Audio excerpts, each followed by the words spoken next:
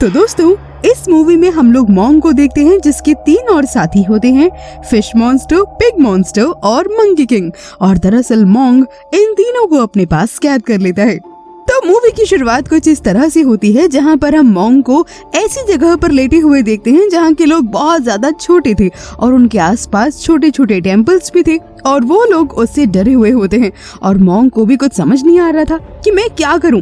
और तभी वहाँ पर मॉन्ग का मास्टर आ जाता है और वो उसको एक चमकती हुई रिंग देता है और कहता है कि तुम इसे अपने सिर के पीछे लगा लो और अब से तुम इनके राजा हो। और जैसे ही मॉन्ग उस रिंग को अपने सिर के पीछे लगाता है, वहाँ पर बहुत अजीब अजीब सी चीजें होने लगती हैं, जैसे कि रिंग खुद ब खुद डिस्ट्रॉय होने लगता है। और ये देखकर मॉन्ग काफी ज्यादा परेशान होता है कि आखिरकार ये हो क्या रहा है। और तभी उसकी आँख खुल जाती है। असल में मॉन्ग एक सपना देख रहा होता है और डर के मारे वो जब उठ जाता है तो इसके बाद हम देखते हैं कि जहाँ मॉन्ग सो रहा होता है वहीं पर एक सर्कस चल रहा होता है और वहाँ के लोग मॉन्ग से सर्कस में हिस्सा लेने को कहते हैं। अब जो उसके पास कैद यानी कि फिश मॉन्स्टर और पिग मॉन्स्टर होते हैं, वो अपने असली रूप में आकर लोगों को एंटरटेन कर रहे होते हैं। तभी मॉन्स्टर को देखकर एक बच्चा रोने लगता है और वहाँ के लोग इस बात से बेहद नाराज होते हैं कि हमें ये मजाक बिल्कुल पसंद नहीं आ रहा। और इसके बाद मॉन्ग एक ट्री की तरफ इशारा करता है और कहता है कि देखो वहाँ पर मंकी किंग है। लेकिन वो मंकी किंग कुछ करने की बजाय ट्री से नीचे गिर जाता है और ये देखकर वापस से लोग गुस्सा होने लगते हैं और मॉन्ग से पूछते हैं कि तुम वाकई हमें एंटरटेन करोगे भी या नहीं। इस पर मॉन्ग लोगों को अपनी मीठी मीठी बातों में फंसा लेता है। इसके बाद तभी मंकी किंग उठता है और अपने बाकी साथियों यानी कि पिग मॉन्स्टर और फिश मॉन्स्टर के पास जाता है और कहता है कि हमें मिलकर कुछ करना होगा और तुम दोनों मुझे मारना और इसी तरह से हम इन लोगों को एंटरटेन करेंगे। लेकिन लोगों को इन सब में भी बिल्कुल मजा नहीं आता है और पिग मॉन्स्टर को ये देखकर बहुत ज्यादा गुस्सा आ जाता है और तभी वो एक औरत पर हमला करने की कोशिश भी करता है। हालांकि लोग उसे पकड़ लेते हैं और मंकी किंग भी उसे ऐसा करने के लिए मना करता है, लेकिन फिर भी वो उसकी बात नहीं मानता है। इसके बाद मंकी किंग भी उसका ध्यान बचाने के लिए पूरी सर्कस खराब करने लगता है और ऐसा करते हुए देखकर मॉन्ग उसको मना करता है, लेकिन वो मॉन्ग पर ही गुस्सा होने लगता है और देखते ही देखते पूरा सर्कस यहाँ पर खराब हो जाता है। अब अगले सीन में हम एक लड़की को देखते हैं जो कि अपनी माँ को कंज्यूरर के पास लेकर आती है और उसका ये मानना था कि उसकी माँ पर किसी का साया है।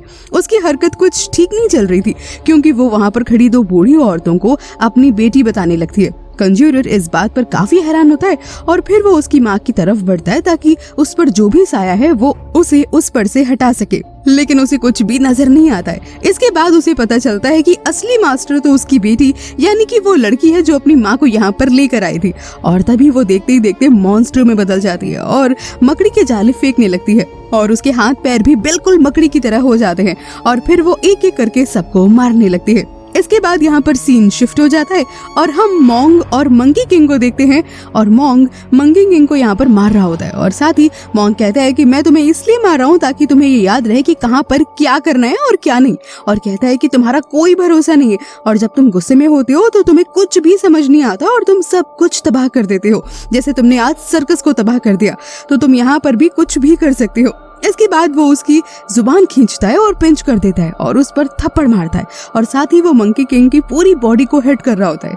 यहाँ पर हम पास्ट का एक सीन भी देखते हैं जब मंकी किंग को एक जगह पर कैद किया गया था और वो कई सालों तक वहाँ पर चैन से बंधा हुआ था। फिर मंकी किंग की आंख खुल जाती है और वो वापस से डर जाता है। तो मॉन्ग कहता है कि सो जाओ, तुम्हें कुछ नहीं हुआ, मैं तुम्हारे साथ हूँ। अब अगले दिन सुबह हम देखते हैं कि मॉन्ग को पानी चाहिए होता है और वो पानी की तलाश में एक घर में चला जाता है जहाँ पर बहुत सारी सुंदर सुंदर लड़कियां होती हैं।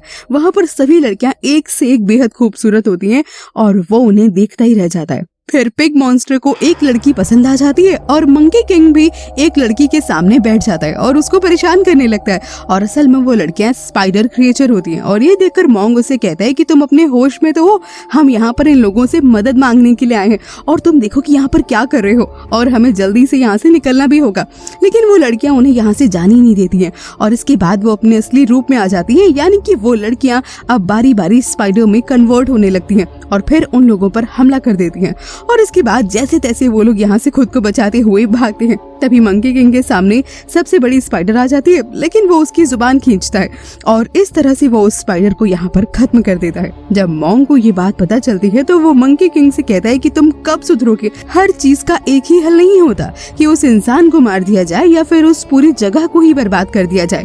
और मंकी किंग मॉन्ग की ये पूरी बातें सुन रहा होता है। इसके बाद हम मॉन्ग को एक जगह पर प्रे करते हुए देखते हैं कि वो गॉड से कह रहा होता है कि अब मुझ में इतनी हिम्मत नहीं बची है कि मैं सब कुछ संभाल सकूं और ये मॉन्स्टर भी मेरी बात नहीं सुनते, मैं इनको कैसे हैंडल करूं, मुझे कुछ भी समझ नहीं आ रहा। और ये बात अभी छुप कर पिग मॉन्स्टर सुन रहा होता है और वो सारी बातें आकर के मंकी किंग को बता देता है। मंकी किंग तो पहले से उसे गुस्से में भरा हुआ होता है और कहता है कि जब मॉन्ग हमसे खुशी नहीं है तो चलो हम मॉन्ग को मार देते हैं। और वो जब मॉन्ग को मारने के लिए निकलता है तो मॉन्ग उसे रिलैक्स करने के लिए कुछ पढ़ने लगता है, लेकिन इस चीज का अब मंकी किंग पर कोई असर नहीं पड़ता है क्योंकि वो अब उसकी कैद से आजाद हो चुका था। मॉन्ग तभी उसे बचते बचाते एक ट्री में जाकर के फंस जाता है और उसको रिलैक्स करने की कोशिश करने लगता है, लेकिन मंकी किंग अभी भी उससे डरता नहीं है। और तभी आसमान से एक अजीब सी रोशनी आती है और मंकी किंग ये देखकर वहाँ से तुरंत भाग जाता है।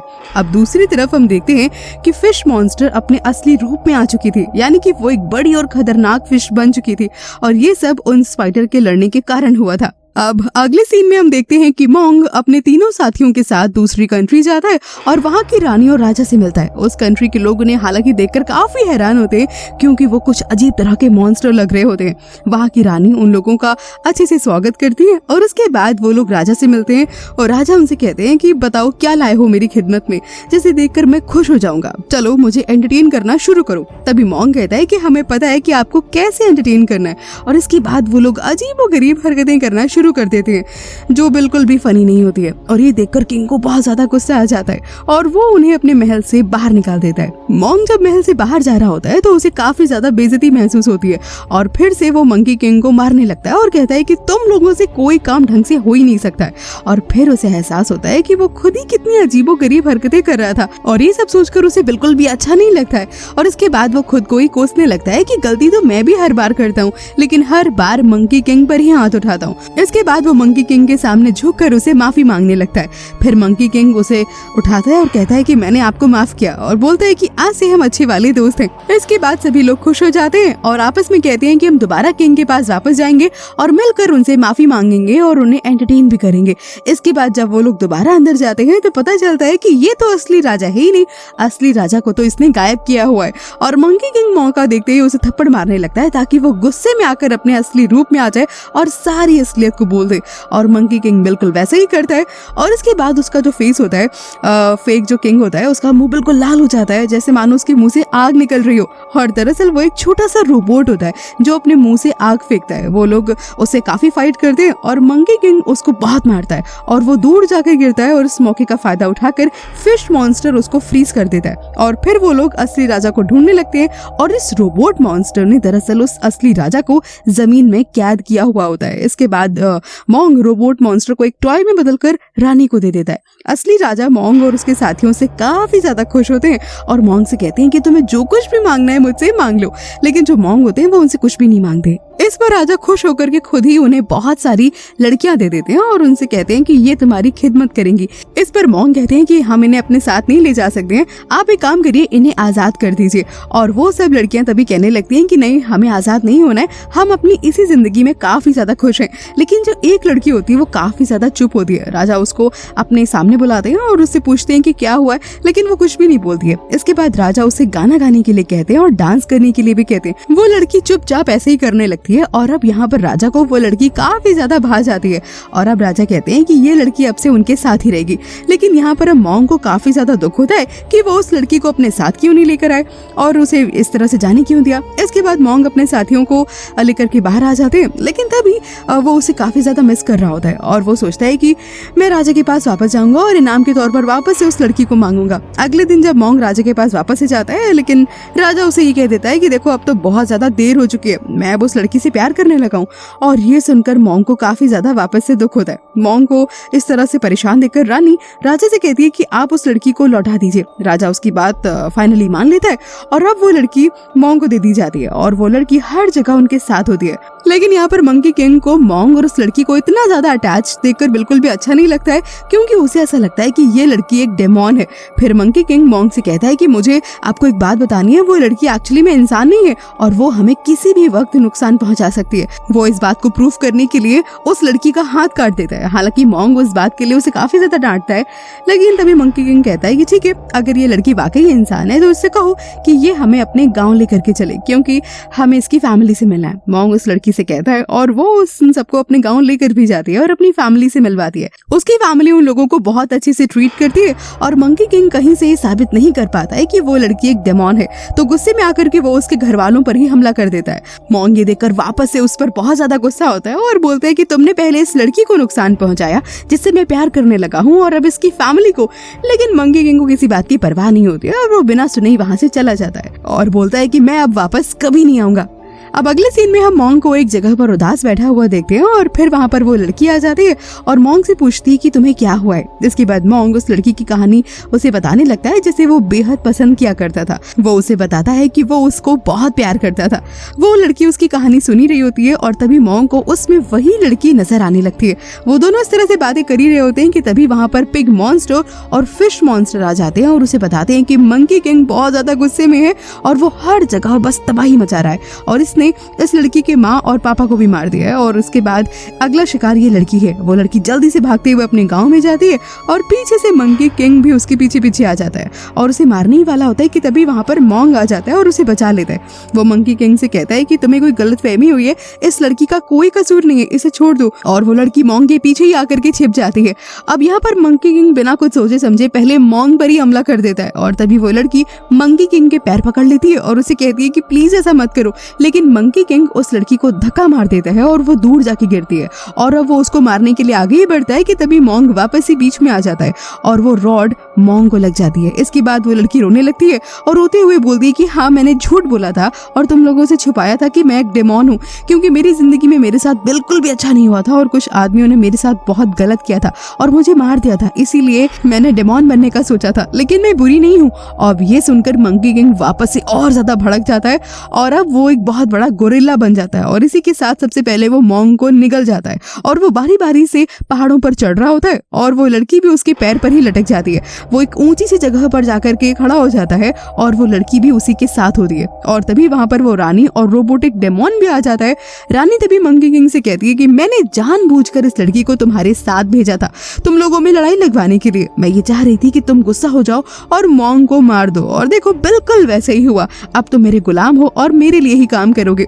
लेकिन मंकी किंग मॉन्ग को इतना भी बुरा नहीं मानता था, वो उसका इतना बड़ा दुश्मन तो था नहीं। उसने मॉन्ग को सिर्फ निगला होता है, खाया नहीं होता है। वो ये सुनकर तुरंत मॉन्ग को बाहर निकाल देता है और वो अभी तक जिंदा होता है और मॉन्ग बाहर आते ही रानी से कहता है कि क्या आप हमें बेवकूफ समझती हैं और आपको क्या लगता है इस पूरी दुनिया में सिर्फ आप ही अक्लमंद है? जिस तरह आपने प्लान किया था इसी तरह से हमारा भी ये प्लान था कि मंकी किंग शुरू से ही हमारे साथ था और उसको मैंने ही कहा था कि तुम वहाँ से नाराज होकर चले जाना ताकि आप लोगों को ऐसा लगे कि हमारी तो आपस में बनती ही नहीं है। ये सुनकर अब रानी आग बबूला हो जाती है और इन लोगों में बहुत ज्यादा फाइट होने लगती है और फिश मॉन्स्टर और पिग मॉन्स्टर दोबारा से रोबोट को फ्रीज करके तोड़ देते हैं और अब मॉन्ग और उस रानी में लड़ाई चल रही होती है। फिर रानी वापस से दिमाग लगाती है और पानी में चली जाती है और बुद्धा का स्टैचू लेकर के बाहर निकलती है। लेकिन मंकी किंग बहुत ज्यादा होशियार होता है, वो अभी भी उस पर हमला कर रहा होता है क्योंकि वो जानता था कि बुद्धा एक अच्छे इंसान थी, वो अपनी पावर कभी भी डेमोन को दे ही नहीं सकते।